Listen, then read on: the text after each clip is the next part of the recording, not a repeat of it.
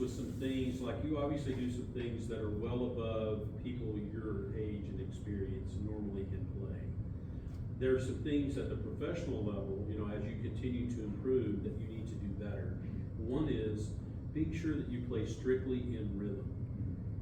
A lot of times you'll have a rest before you come in on 16th notes. So before you come in, you should be thinking da, da, da, da, da, da, da, da, da, da,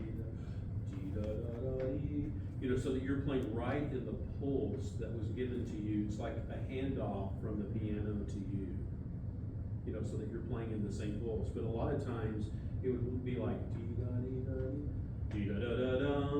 it wasn't quite as even and in pulse with what was going on. Right. It's like you're joining this work in progress. And the progress is underlying the whole thing is the teeth. There's that rhythmic pulse that you just fit your part into. You practice with a metronome. Sometimes, not as much as I should. Yeah. And I mean, we all went through that phase, believe me. And like I said, you're so far ahead in so many ways. But that's one area that you can really strengthen. You know, and I mean, I hate practicing with the metronome like anybody else because it's always right. You know? And rhythm is the one thing that's objective in this business. You know, it's because it's math and it's either right or it's not right. Everything else is pretty subjective. Well, the pitches, you know, the written pitches, you know, there's some objectivity there that we should be able to anchor into a little bit more by practicing more with the metronome. Another thing that you need to strengthen is your soft playing. You know, you're really great in the mid-range of your dynamic to the louds, but I don't think I ever heard you play the low mezzo forte. Part of it's because, you know, there's natural power built into a tuba.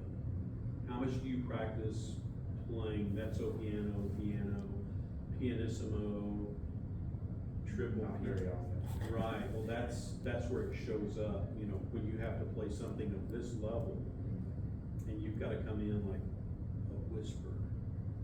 So that's a professional level thing, but you're ready for that. Yep, so work on those things and your playing will be even better. Listen to as many professionals as you can. Live would be great, but you know, you can't just run out and hear a professional tuba player in most areas. Right. So we have to rely on recordings like YouTube and things like that. And you can't always get a good sense of their dynamic range listening to a recording.